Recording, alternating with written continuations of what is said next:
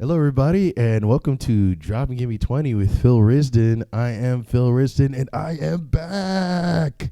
Woo! Oh, my God, guys. Thank you for waiting. That was a hell of a commercial break. Am I right?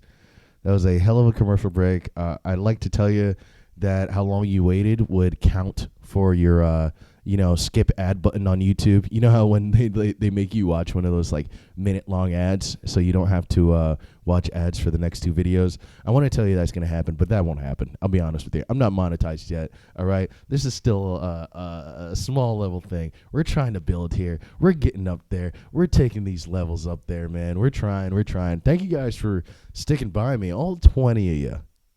Okay? I know my demographic. You know, I like it small, baby. I like it intimate. That's what I do. No, this is cool, man. Thank you guys for waiting so long. Maybe you will, maybe you won't. I haven't put this video out yet, so I won't know the results of the video. But yeah, I had a lot of things going on, man. I kind of had to get my life right, you know. Yeah, man, a lot has changed since I've been gone. Succession is back on the air. What else? Aaron Rodgers is the symbol of American freedom now, apparently. And the world hates Dave Chappelle. So shit is going crazy, okay? People are losing it. Shit is going crazy. You know, life is, burning. The world is burning. But hey, at least I got my matcha latte. There you go. Look at Phil taking a drink on screen. That's confidence, baby. That's confidence. Oh, man, yeah. All that stuff has happened. I will get to all those news stories and everything like that. But, I just want to catch you guys up. I'll get to those things in a minute. Yeah, I had to just get my life together, man. I really had to, I don't know if you've ever been to New York, but in New York we have this crazy astronomical thing called rent here, where it's like you pay your whole life savings or they kick you out on the street. And this happens once per month. I don't know if you guys have had to deal with that. Yeah, it's a bit of a fucking bitch, man. It's a bit of a fucking bitch. And I was going through a lot at the time. You know, I told you guys that I'd started working for DoorDash. I am pleased to tell you that I am no longer a DoorDash delivery boy. I am now the owner and CEO. So if anybody has a problem with your cold French fries or, your orders being canceled, send them to me. Put it in the likes and comments. Like it first, and then, put things in the comments and stuff like that. Make sure to view it, all right? I might even put that in the title, DoorDash owner gets owned by comment people. I don't fucking know. No, I didn't become CEO, but I did get a moped, which is a fucking level up. I'm right now where I am in life. I'm taking like slow levels up. You know what I mean? I got brought down to the bottom, and then I've just been trying to take these slow levels up to get back to where I was, being financially stable. This, that, and the third. So I got a moped, which is amazing. But I also feel like it says, hey, I'm better than people who walk, but I'm also too poor to get a car. And, that's kind of me. I'm the guy riding in between. I'm the guy who bounces back and forth, all right? I'm a social liberal, fiscal conservative. Actually, no, I'm not. I'm a social liberal and a fiscal liberal. Fiscal conservatives can go fuck themselves. But you know what I'm saying. I'm the guy who's playing both sides, baby. I'm a double agent. All right, I'm trying to level up out here, but I'm still a man of the people, and that's where my life is going. That's what everything's happening with me. It's just been nice, man. It's just been nice. I like the moped, I will say. I had never fucking had a moped before, bro. That shit is different, bro. That shit is different. Now it's like, if anybody who lives in New York knows, because of the subway, the subway is the most convenient thing in the world. It's amazing. New York would be lost without its subway. But if you live here, you also love the subway for what it does for you, but you also viscerally hate the subway. All right? And the same thing with cars too. There's a lot of shit with cars where it's like, in New York, it's like you don't need a car in New York City, but you kind of do, because it would help you get around easier, but then parking is a fucking nightmare. So, it's basically with a moped, you kind of get this in-between kind of thing. where it's like I don't have to ride the subway anymore, because half the time there's fucking delays. There's some dude jerking off. There's a smelly fucking hobo on it, whatever, but I also don't have to get a car either, which is like if I did, number one, insurance in New York is fucking insane. What is the deal? I mean, listen, I know. What is the deal with car insurance in New York? Seriously, no, it's fucking insane. I looked up my shit, because I really was going to get a fucking car. I was going to get a goddamn car. I look into this shit, and it's literally, they were saying it was going to be about like $800 a month. Can you fucking $800 a month? That's basically how much I pay in rent. I was going to have to pay that for just simply to have car insurance. All right? That's not the fee of the car. That's not gas and extra shit and everything. No. That's literally just to have car insurance to legally be able to drive around. I swear to God, man, when it comes to transportation and shit, I feel like New York City is just at war against the poor. All right? This city... with COVID hitting half the population, half of them moving out, it was heaven. It was amazing. But now I'm starting to see everything come back, and I'm starting to get real fucking pissed off at it. So I got the moped. Life's been good. Don't really need insurance for it. Just wear a helmet. You're fine. I mean, I could get insurance. I should get insurance. Why'd I say that I don't have insurance? People are going to be commenting, get it. You're crazy. Yeah. So doing all that shit. And, life's been good.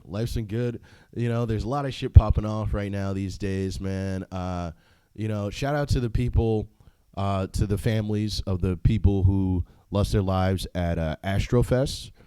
That is really tough, man. That's really tough. That sucks. I've been to a million fucking concerts, a million fucking festivals. And as a person who's been there, not just in a packed place, but also in a packed place while doing a lot of drugs, there's always that element of a feeling of like some shit could go down. Either we could all start trampling each other, maybe someone couldn't breathe, or like what happens if the heat just gets to you while you're also on something? You could just fucking drop dead. It happens. I remember Electric Zoo a few years ago had about like 4 or 5 people die, actually. Ironically enough, though, it wasn't from heat exhaustion. It was actually from overhydration. A lot of the kids there, because the year before, 2 to 3 kids had died from dehydration. A lot of kids, wanting to be responsible, wanting to be smart, were just chugging waters all the time while on Molly. And because of that, they actually got overhydrated and passed out. So just remember, if you're going to do drugs, do them with your friends so that you guys are all together with each other and you can monitor each other. Everything that you're doing, make sure you do it in moderation. Get some food in your stomach. Drink water, but just don't be super excessive about it. You don't have to drink 3 bottles in 2 seconds. Just take your time. Take your time and take care of each other, man. Yeah, dude, that's fucking wild. And I'm not going to lie, man. I've been to some shit, dude. Like, I went to Panorama one time on mushrooms to go see fucking Kendrick Lamar, and like I almost fucking died. like I swear to God, I went there, I left literally from my job. I was still in my work uniform. I left from my job. I missed the entire festival. I had 1 day pass, missed the entire festival, but it was fine because I was only coming for him. So I get there at like 9 p.m. for the final fucking performance. I get there. I took a bunch of fucking mushrooms. So number one, the first miracle was that I even found my way to the stadium while on the mushrooms alone. So I got there. I'm searching. I had a couple friends at the festival, so I'm like, oh, where are you? Where are you? We finally meet up. That's miracle number 2, that I could find my friends in the sea of thousands while on mushrooms by myself in the heat. So that, so I'm already winning. I get there and, he goes on, and a lot of people who don't go to these festivals, I don't think really know what it's like, because a lot of these people, yes, they did get trampled and there's a lot of pushing, but people don't realize like that is just how festivals are, man. That is really just how festivals are. Like, Like, I swear to God, once Kendrick Lamar started, me and my friends instantly got separated. It was just an ocean of new people, and you just get separated. And they're over there, and you're over here, and you don't even know how you're over there and over there. And also, I'm on mushrooms, so it's just like, and it was super hot. I remember it being so incredibly humid there. It was so fucking hot. And, you know, I'm on mushrooms, so my body is just very hypersensitive. You know, like touch and everything is very sensitive. And I remember not being able to feel the difference between the heat in the air and the skin of other people. So on 1 second, I would be pressed up against like a bunch of people, right? And then the crowd kind of, it's almost like you're this giant organism, you know, breathing and contracting and breathing, you know, like in and out and in and out. That's like this. It has this kind of flow, almost like a weird wave. That's what being in one of these concerts is. And I remember that. It's like I'd be up against somebody for 1 second, and then there'd be 5 feet of distance, another second. And I remember just how disorienting that was and how weird that was. So I can only imagine at some place like, you know, Travis Scott's Astroworld, where there seemingly wasn't even that much space. It was literally just cram, you know, shoulder to shoulder, face to back, and you're just swaying. I mean, that's really tough. I also remember, too, one of my first festivals, I think my very first festival, Rock the Bells. Shout out to Rock the Bells, man. That was my first ever festival, and I saw some of the greatest acts there ever. I saw Rage Against the Machine. I saw Wu-Tang Clan. I saw Public Enemy. I saw Cypress Hill, all in one fucking day. Like, truly, truly fucking amazing, especially with the Rage Against the Machine thing, because they put together shit sporadically. So, you know, you talk to any, like, music fans, and they'll be jealous just of that. And I almost passed out. I'll be real with you. That one was even worse than the Kendrick Lamar one, because if my brother wasn't there, I probably would have died. And I don't know if that really would have been the festival's fault. Like, that's the whole thing too. You know, now Travis Scott is being sued, you know, by, I guess, the families or whoever, you know, because of the festival. And listen, I mean, it is his festival. It's Astroworld. That's kind of his thing, and you know, and it's from him. So he's the one who's liable at the end of the day. He's the one who's liable. But at the same time, you know, outside of, you know, what's legally liable and not liable, I don't know if everything was necessarily his fault. I haven't fully read into everything, so I wouldn't know. But, you know, it seems like they did actually have water there. You know what I mean? It seems like they did have water stations. It seemed like they did have medical stations, you know, that were there. But it just seems like nowadays, I don't know if it's because of COVID or something, but it just seems like these kids just took it to a new level. And I don't mean to really blame them, but it's just, you're young, you've been stuck in the house for the last 3 fucking years, and there's this major fucking festival. You already missed Rolling Loud. Rolling Loud was like the hugest fucking hip-hop festival, you know, in the U.S. So you already missed that one. And all your friends are talking about it, and now you're going out to Houston to see Travis Scott. You know what I mean? So you definitely want to have fun. And I think that's a part of what it was. And also, too, everybody wants to have their phones and record what's going on and everything. So I think it just led everybody to really kind of like pounce on the stage and not consider who was in front of them or the lack of movement that was going to happen. And that's the thing where it's like, you know, one person does it, then everybody does it. It's almost like rubbernecking on a highway. You're wondering what's wrong. And, you know, it's always nothing's wrong. It's just one person looking to the side and slowing down and then goes by. But the next person does it, the next person does it, and it causes this cramming. You know what I mean? And we all don't want to be in that situation, but it's because of all of us that we're in that situation. And I think that's kind of what was happening. It's like you had somebody right in the front, and they're just living their life, you know? But then the next person right behind them tries to go up and get a closer look. Then the next person right behind them tries to get a closer look. And it just keeps going and going and going, and there's thousands of people. And that just spells disaster, man. So, you know, shout out to the families of all those people. That shit is fucking rough, man. That shit is really fucking rough. So shout out to those families, man. You know, that was a fucking tough one. For real, man. Really tough one. Yeah, man. I think they were probably probably just trying to get up there and just like get a better shot of him, do whatever they could do to like post on Instagram. Or they're just trying to get up close to finally hear what he's saying in his lyrics, because that nigga mumbles a lot. Sorry, I had to put one joke in, all right? I had to put one joke in, all right? It's just, it's fucking sad, okay? Jesus Christ, people. No, yeah, so shout out to, Travis Scott and all the people who were dealing with that. Shout out to Roddy Ricch, too, for donating his, net pay to the families. That's some real shit, man. That's some real shit. And I think maybe if Travis Scott did that, they probably wouldn't be coming for his head to sue him. But that's just me. That's just me. I think that nigga must be in some hot water right now. Oh my God. I thought I was going through it. I took a month off because I thought I was going through it. This man, boy, oh, that is not fun. That is not fun, man. Oh man. What else can I talk about? Astrofest. Yeah, I have been doing much these days. I've been watching a lot of television, like I was saying, Succession's back. Watching a lot of other podcasts because I've just been like, like fucking just like pissing myself off, torturing myself, or like I'm gonna force you, Phil, to watch podcasts because you're not making your own. That's what my subconscious is saying. I'm watching a lot of podcasts. Started watching Mike Tyson's Hot Boxing. I fucking love it.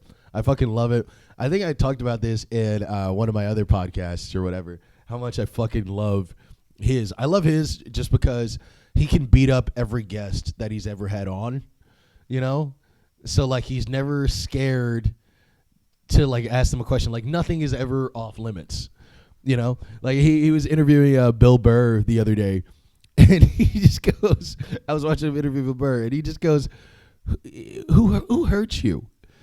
And it's like, how many interviewers wish they could ask Bill Burr that question? The guy whose career is made off of angry ranting just answers. He says, "Why are you so mad? Why are you so mad? Who hurt you?" And he has that voice, and it's so funny because like he could literally fucking pop Bill Burr's fucking orange head like a grape. So he's just like, and he just like tries to like kind of joke it off or whatever. But it's like, if anybody else asked him that question, God damn it, if I had him on and I asked him that question, how much of a fucking rant I'd be getting from this guy? Fucking, who hurt you? What the fuck do you mean? What are you, my mommy? You know what I mean? I love the fact that he can just ask the tough questions. I think that's a big deal. I think we need to get more fighters into like news shows and podcasts, man, because that's the way. I think that's the only way you're gonna get celebrities to answer things honestly. If you threaten to beat them up, that's the only way. Enough dodging questions. Let's have politicians get interviewed by Mike Tyson. All right, and if you don't ask truthfully, we're gonna punch you in the mouth. He's gonna punch you right in the mouth. So tell the truth. Are you gonna, are you really gonna bring down taxes? Are you really gonna bring down, Are you going to bring down government spending? Be honest. You better fucking be honest and be quick about it. I would love that. I would love for Mike Tyson to become the next Katie Couric. I would love it. I would love to see Mike Tyson on 60 Minutes. Just fucking talking to Joe Biden. Yeah. Oh my God. Let Joe Biden say some weird fucking racist shit. You ain't black. If you ain't. What do you say? I love it. Maybe that's what I should do. I think maybe I'd be a better interviewer if I threatened to beat people, or at least if they were scared of me. He never threatens to beat people up, but they're just so clearly terrified of this man that it works. I love it. So check it out. Hot Boxing with Mike Tyson. He has some great fucking people on there. Really, really great shit. I think he's even starting a beef with Dr. Umar Johnson. They got into a beef. I think Umar Johnson threatened to fight him or some shit, which is just Jesus Christ. That's a fucking death sentence because of the Freddie Gibbs episode or something like that. But yeah, if you guys don't know Dr. Umar Johnson, he's like he's a Louis Farrakhan type. You know what I mean? He's a black nationalist type dude who goes on, no mask, no mustache, but full beard. You can envision it, that type of dude, Hotep kind of guy. who doesn't believe in interracial marriage and stuff like that. Mike Tyson doesn't fuck with it. Hopefully I can see them on that interview. That is enough talking about another podcast on my podcast, though. Let's see what else is happening. Dave Chappelle, I missed out. I feel like I could have got so many views. Probably could have got a lot of more listeners. Being a young stand-up comedian, talking about the perils of a seasoned veteran stand-up comedian. But here we are. That's the thing.